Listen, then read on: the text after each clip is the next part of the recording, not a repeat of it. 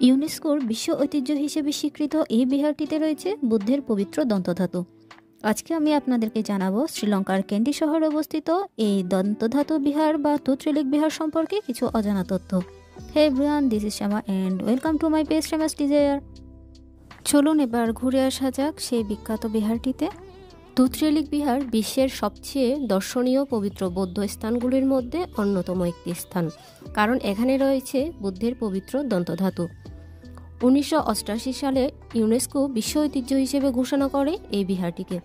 প্রতিদিন হাজার হাজার দেশি বিদেশি পর্যটক সমাগম হয় এই বিহারটিতে।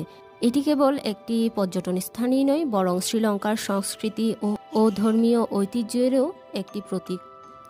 ক্যান্ডি রাজ্যের রাজপ্রাসাদ কমপ্লেক্সের মধ্যে অবস্থিত এই বিহারটিতে সোনা, রূপা, ব্রোঞ্জ, কাঠ এবং হাতির দাঁত ব্যবহার করা হয়েছে।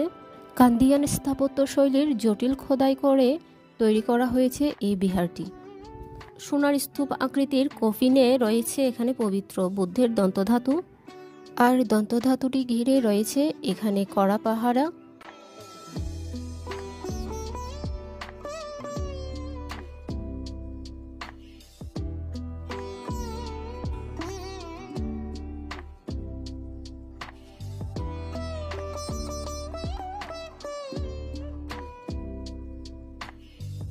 এই বিহারটিতে দুটি মিউজিয়াম রয়েছে।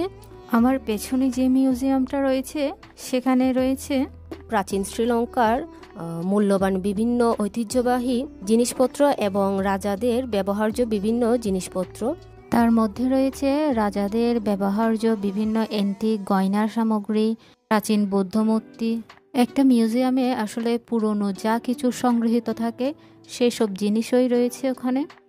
আর এই পাশের এই বিল্ডিংটা হচ্ছে দ্বিতীয় মিউজিয়াম, আর এই মিউজিয়ামটাতে রয়েছে বিভিন্ন দেশের বৌদ্ধ ধর্মের ইতিহাস সংবলিত বিভিন্ন তথ্য, আর বিভিন্ন দেশে বৌদ্ধ ধর্মের ইতিহাস সংস্কৃতি সেসব নিয়ে কিছু প্রামাণ্যচিত্র, আর সেখানকার পুরনো স্থাপনাগুলো যেগুলো কালের বিবর্তনে অনেকটাই ধ্বংস হয়ে গেছে সেই সব পুরাকীর্তিগুলোই এখানে সংরক্ষিত আছে।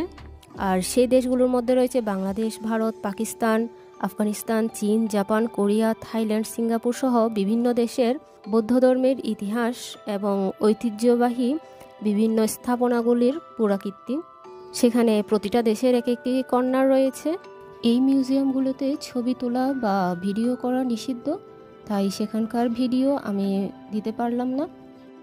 বুদ্ধের পবিত্র দুটি দন্তধাতুর ধ্বংসাবশেষ একটি শ্রীলঙ্কায় এবং আরেকটি চীনে সংরক্ষিত আছে।